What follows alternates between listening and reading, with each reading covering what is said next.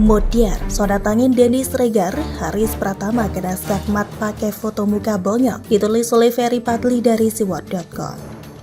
Sebelum kita lanjut, jangan lupa subscribe dan nyalakan loncengnya agar Anda menjadi yang pertama mendapatkan informasi dari jurnal terupdate. Memang kalau diperhatikan, ada beberapa orang yang sudah dipecat tapi tidak punya malu. Ya tetap saja kuar-kuar kayak orang paling benar sedunia. Seperti Rizal Ramli yang kala itu dipecat dari kursi Menko Maritim. Sekarang kerjaannya menjalankan Presiden Jokowi nyaris setiap hari. Seolah-olah dia saja yang paling mengerti persoalan bangsa ini. Padahal, saat dipercaya jadi menteri, prestasinya juga gak ada. Begitupun dengan Said Didu, 11-12 dengan si Rizal Ramli ini. Demen banget kuar-kuar di medsos. Meskipun saat ini jadi komisaris di BUMN juga bisa dibilang gak ngapa-ngapain. Termasuk Ketua KNPI Haris Pratama, dipecat dari KNPI pada 2021 lalu tapi masih ngaku-ngaku sebagai Ketua KNPI yang sah. Pun 11-12 dengan Said Didu, jadi tukang ngebacot di Twitter. Dan kalau diperhatikan, si Haris ini arah dukungannya ke Anies. Atau dengan kata lain, ia merupakan dasar mantan mendikbud pecatan Jokowi itu. Seperti terlihat pada cuitannya berikut ini. Kenapa buzzer RP stres lihat Pak Anies Baswedan mengadakan sholat id di JIS? Jika sholat id teramaikan itu pertanda bahwa masih banyak umat muslim yang beriman kepada Allah SWT. Para buzzer RP punya iman gak? Jadi gak usah sensi lihat keramaian sholat id di JIS. Sebenarnya stres sih enggak, cuma yang dipermasalahkan banyak warga dunia maya ada kampanye terselubung di balik sholat id di JIS tersebut. Dan itu dibongkar oleh buzzer Anies sendiri yakni Dr. Tifa. Jadi agak unik memang si Haris ini. Dia sibuk ngomongin orang lain buzzer, padahal dia sendiri secara tidak langsung menjadi buzzer Balai Kota DKI. Ini ibarat si tua-tua keladi ngomongin buaya darat. Nah teranyar, yang diserang oleh si Haris ini adalah Denny Sregar. Tidak ada angin, tidak ada hujan, tiba-tiba ia mengejek host Cokro TV itu dengan mengatakan tidak bisa baca kitab kuning. Untuk lebih jelasnya berikut pernyataan Haris tersebut. Denny Sregar kenapa selalu membahas tentang persoalan agama? Memang Denny Sregar ahli agama? Coba saya tanya Bro Denny Sregar, baca kitab kuning bisa nggak? Kalau Denny Sregar bisa baca kitab kuning, saya rela berjalan kaki dari rumah sampai Monas selanjutnya lagi. Sudah kayak Amin Rais saja si Haris ini, yang kala itu pernah bernazar akan jalan kaki dari Yogyakarta ke Jakarta kalau Jokowi terpilih jadi presiden. Tapi sampai sekarang, sampai mantan wali kota Solo itu 2 kali menang di Pilpres belum juga dibayar nazarnya tersebut. Lalu, apa respon Denny Sregar pasca ditantang oleh pelapor Abu Janda dan Ferdinand Huta Hayan ke polisi itu? Santai, sembari mengatakan setidaknya gua orangnya kalau ngutang bayar, gak sampai bonyok. Tidak hanya itu, penulis buku Bukan Manusia Angka tersebut juga menampilkan foto muka Haris di perban pasca dihadiahi bogem peta oleh lelaki misterius. Persis seperti di muka Ratna Sarumpait yang kala itu mengaku dibogem padahal melakukan oplas. Usut punya usut ternyata penyebab muka Haris bonyok lantaran dikeroyok debt collector. Tidak tanggung-tanggung 4 orang sekaligus menagih hutang yang membogem mukanya. Untung gak sampai patah mematah meskipun malunya tuh yang gak nahan.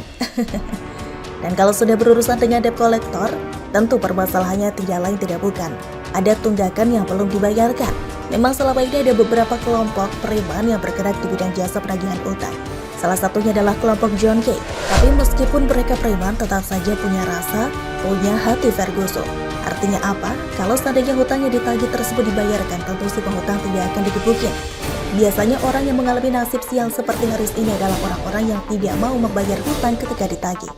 Jadi fix, nih orang bikin jelek nama KNPI saja. Wajar bila kemudian KNPI makin gak jelas kemana arahnya karena ketuanya bermasalah kayak Haris ini. Jadi ketua pemuda tapi kelakuannya kayak emak-emak yang doyan nyinyir. Dan yang dinyinyirin Denny Sregar pula. Gak intelek banget. Sekarang seperti gak punya malu mau nyalon KNPI lagi. Doi pun sudah minta dukungan di dunia maya untuk 2 periode. Sudah program kerjanya gak jelas, kontribusinya sama sekali gak jelas. Dan diduga kuat gak taat bayar cicilan. Serta kerjaannya hanya nyinyir di Twitter mau 2 periode. Sungguh terlalu kalau masih jadi pemuda yang mau memilih dia jadi ketua KNPI lagi. Bagaimana menurut Anda? Saya tantang BPK nih, Pak Yudi. Aku baik-baik aja, pura-pura baik aja sama dia. Bolak-balik ngomongnya nggak enak. Pak Yudi kan humas itu loh, BPK loh. Lo kalau betul-betul kalian mau bersihkan nama BPK, Nggak usah repot-repot humas-humasan. Buka aja wawancara saya kemarin selama 8 jam lebih. Sampai 9 jam lah sampai kita wawancara. Baca itu, kan baca sendiri nih. Buka. Nggak usah bayar-bayar humas yang mahal. Langsung masyarakat akan menilai kalian itu jujur atau tidak. Sama seperti saya bilang. Miris mengikut jejak M. Taufik dan Sanusi, dua bersaudara Rahmat dan Ade Yasin diciduk KPK. Ditulis oleh Ferry Patli dari siwar.com. Sebelum kita lanjut, jangan lupa subscribe dan nyalakan loncengnya agar Anda menjadi yang pertama mendapatkan informasi dari jurnal terupdate. Memang betul apa yang pernah disampaikan oleh mantan Presiden Amerika Abraham Lincoln. Jika kamu ingin menguji karakter seseorang, beri dia kekuasaan. Bahkan Tuhan pun melakukan hal itu. Seseorang yang diuji dengan kekuasaan oleh Sang Pencipta tersebut adalah Nabi Sulaiman. Bagaimana tidak? Biasanya para nabi itu hidupnya susah, penuh dengan perjuangan. Seperti Nabi Ayub kena penyakit cacar selama bertahun-tahun, dan Nabi Yunus ditelan ikan paus selama 40 hari. Sementara Sulaiman, harta, tahta, dan wanita dia punya semua. Dia disebut orang terkaya di muka bumi ini dengan harta kekayaan lebih dari 5.000 triliun rupiah.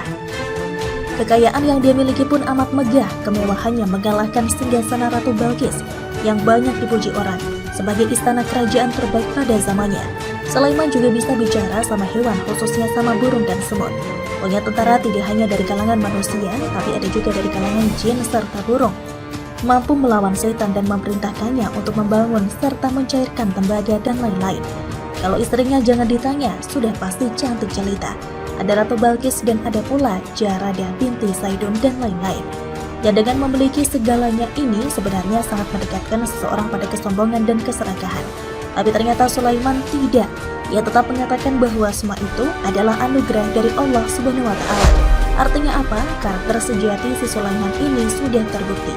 Tidak serakah dan tidak pula takabur seperti Korun. Itu yang lolos ujian kekuasaan loh. Sementara yang tidak lolos ada banyak banget contohnya di negeri plus 62 ini. Bahkan mungkin kita sendiri ada yang punya tetangga sombongnya selangit, padahal baru punya mobil wuling doang. Itu pun bisa didapat karena kredit dan DP-nya dari jual tanah warisan. Lantas siapakah contoh orang yang tidak lolos melewati ujian kekuasaan itu? Lagi-lagi ada banyak. Tapi penulis pengen ambil sampel 4 saja dulu, yakni M. Taufik dan M. Sanusi, serta Rahmat Yasin dan Ade Yasin. Pertanyaannya, kenapa keempat orang itu dijadikan contoh? Karena mereka unik, kakak beradik, sama-sama diberi kekuasaan oleh Tuhan dan sama-sama bermasalah. Pertama, kita mulai dari M. Taufik dan M. Sanusi. Kedua orang ini bisa dibilang cukup beruntung, pasalnya mereka bisa mendapatkan pekerjaan yang layak. M. Taufik kini jadi anggota DPRD DKI. Sebelumnya, ia menjabat sebagai wakil ketua dewan tersebut. Dan jauh sebelum itu, si Taufik ini pernah menjabat sebagai ketua KPU DKI. Nah, saat jadi ketua KPU itulah karakter aslinya mulai kelihatan, yakni rakus. Ia kala itu terjerat kasus korupsi logistik pemilu, hingga divonis 18 bulan penjara oleh majelis hakim. Sementara M. Sanusi pernah menjabat sebagai ketua Komisi D dan ketua fraksi Gerindra di DPRD DKI. Usianya saat duduk di dewan kala itu juga terbilang masih cukup muda, yakni 44 tahun. Tapi semuanya sirna ketika ia tergoda untuk menerima suap proyek reklamasi dari pengusaha. Ia pun dapat hadiah vonis 10 tahun penjara dari majelis hakim, namun disunat 3 tahun oleh Mahkamah Agung. Dua bersaudara masuk penjara gara-gara korupsi, benar-benar bikin malu keluarga. Begitupun dengan Rahmat Yasin, sudah dipercaya menjabat sebagai Ketua Komisi J DPRD Bogor, Ketua DPRD Kabupaten Bogor, Bupati Bogor 2 periode. Masih juga gak bersyukur atas nikmat yang Tuhan berikan. Kasusnya pun cukup banyak selama diberi kekuasaan. Mulai dari menerima suap alih fungsi hutang lindung kawasan Puncak Bogor, menerima gratifikasi tanah seluas 20 hektar dan mobil senilai 825 juta rupiah, menerima gratifikasi uang 8,9 miliar rupiah untuk kepentingan Pilkada Bogor, hingga tersandung kasus perampasan lahan di desa Singasari Jonggol. Memang betul kata Mahatma Gandhi, dunia ini cukup untuk menghidupi semua orang, tapi tidak cukup untuk satu orang yang serakah. Sekarang si Rahmat Yasin ini masih mendekam di penjara akibat keserakahannya itu. Seperti gak belajar dari abangnya, Ade Yasin ikut-ikutan korupsi. Padahal bisa dibilang hidupnya sudah sejahtera loh, apalagi seluruh kebutuhannya ditanggung oleh negara, lantaran menjabat sebagai Bupati Bogor. Masih juga melakukan hal yang dilarang oleh agama dan negara. Ade ini disebut penyuap oknum pegawai BPK Jabar terkait pengurusan laporan keuangan Pemda Bogor tahun anggaran 2021. Cadas. Memang betul kata Ahok dulu, di BPK itu ada banyak oknum yang bermain. Biasanya para pejabat menyuap pemain di BPK ini dalam rangka untuk mendapatkan opini WTP. Jadi belajar dari sini, instansi yang dapat opini WTP belum tentu pengelolaan anggarannya lebih baik dari yang tidak dapat. Karena bisa saja kepala daerah enggan menyuap oknum yang ada di BPK sehingga tidak dapat penghargaan itu, seperti yang dilakukan oleh Ahok dulu. Bagaimana kalau menurut Anda?